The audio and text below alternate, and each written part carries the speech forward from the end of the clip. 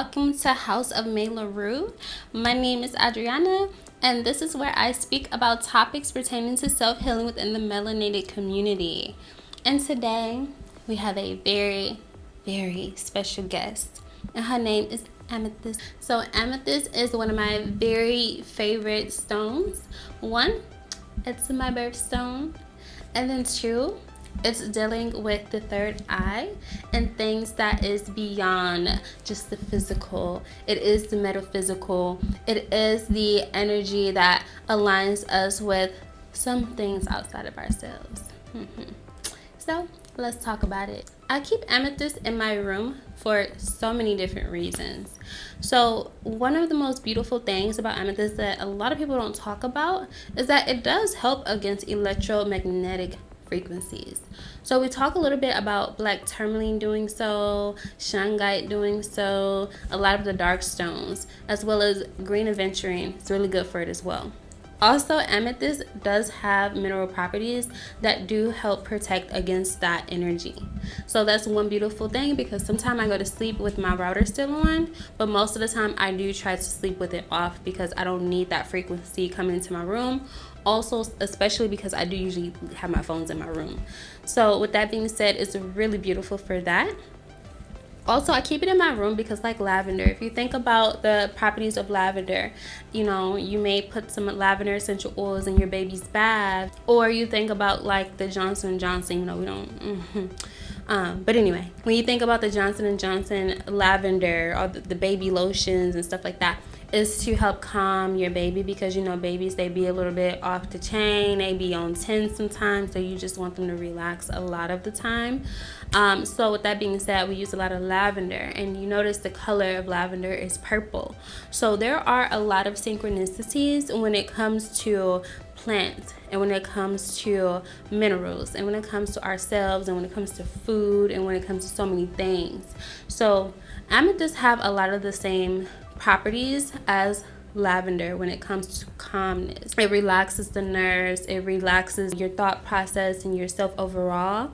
So therefore, a lot of practitioners will tell you to use amethyst when you are suffering with migraines or any type of pain. You want to hold it close to you, you can rub it on you. I do use this one specifically to rub on my head. It feels so good, it's so smooth, I love it. I dropped it a couple times on my concrete floor, so it's a little, she got a little cracked up, but she's still smooth in most places.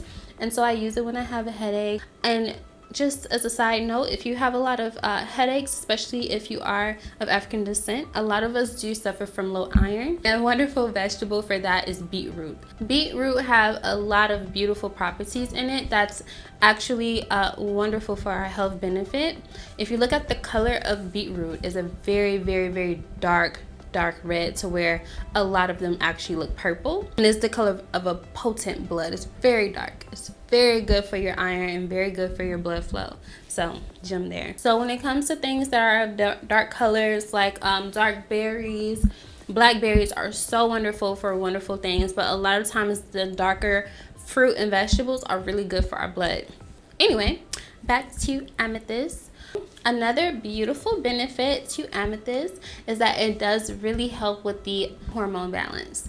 So during that time of the month, I know I'm very, very much so imbalanced. I'm basically a whole demon that week before, honey. Like I'm crazy. So this is just me during that period. The rest of the month, I'm a little angel.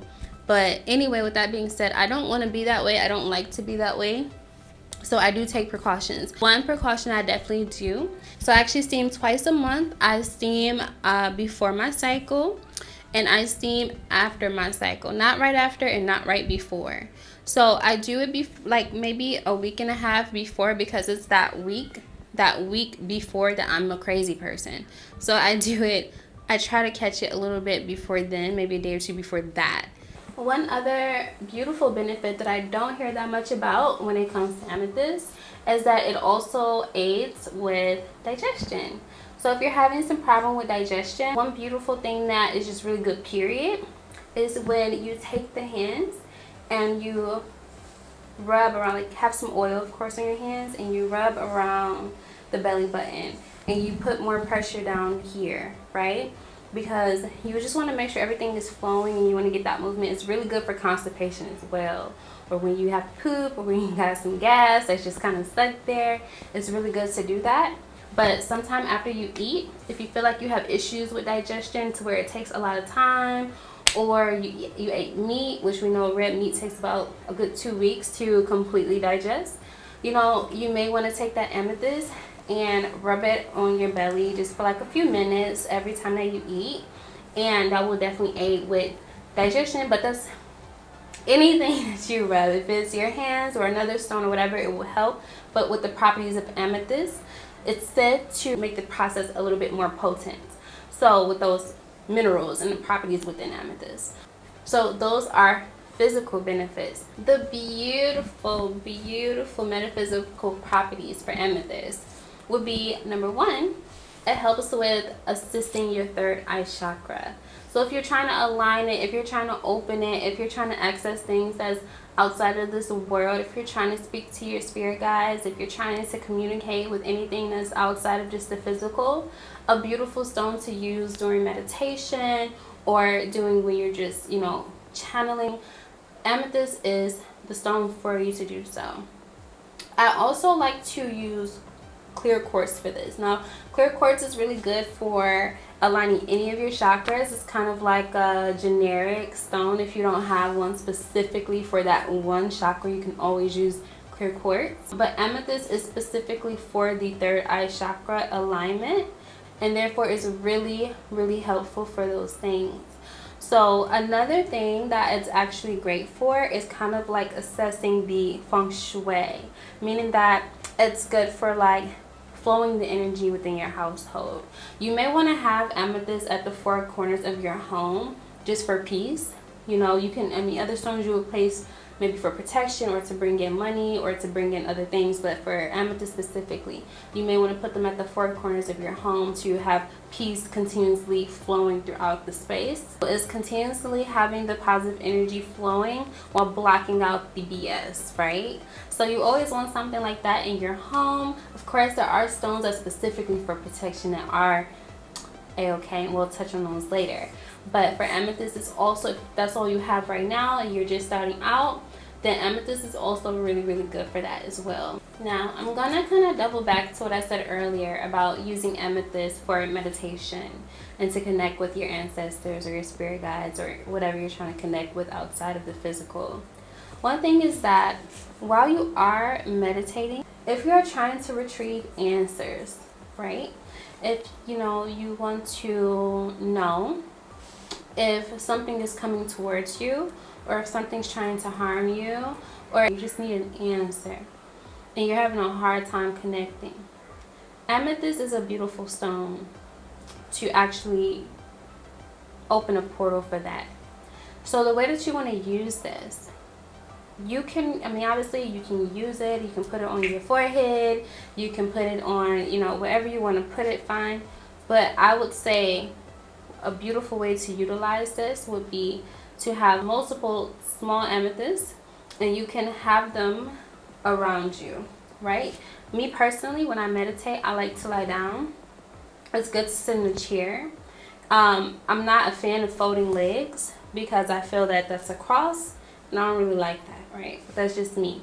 I like free flowing energy. I don't like, this is a blockage to me. So if you want to lay down, fine, lay down. And you have amethyst after amethyst. In between, I would actually advise clear quartz or some other stone that work really well with amethyst. And you will have those going around you.